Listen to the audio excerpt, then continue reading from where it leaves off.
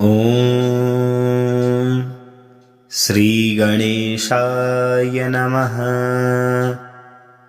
अस्य श्री बुधकवच स्तोत्रमन्त्रस्य कश्यप ऋषिः अनुष्टुप् छन्दः।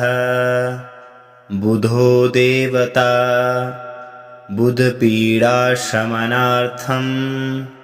जपे विनियोगः। ॐ बुद्धस्तु पुस्तकधरः कुङ्कुमस्य समद्युतिः पीताम्बरधरः पातु पीतमाल्यानुलेपनः। कटिं च पातु मे सौम्यः शिरोदेशं बुधस्तथा। नेत्रे ज्ञानमयः पातु श्रोत्रे पातु निशाप्रियः। घ्राणं गन्धप्रियः पातु जिह्वां विद्याप्रदो मम। कण्ठं पातु विधो पुत्रो भुजा पुस्तकभूषणः। वक्षः पातु वराङ्गाश्च हृदयं रोहिणीसुतः।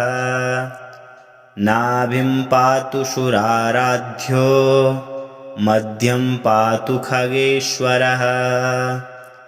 जानुनी रौहिणेयश्च पातु जङ्घेऽखिलप्रदः। पादौ मे बोधनः पातु पातु सौम्योऽखिलं वपु। एतद्धि दिव्यं सर्वपापप्रणाशनं सर्वरोगप्रशमनं सर्वदुःखनिवारणम्। आयुरारोग्यधनदं पुत्रपौत्रप्रवर्धनम्। यः पठे शृणुयाद्वापि सर्वत्र विजयी भवे। इति श्रीब्रह्मवैवर्तपुराणे बुधकवचं सम्पूर्णम्।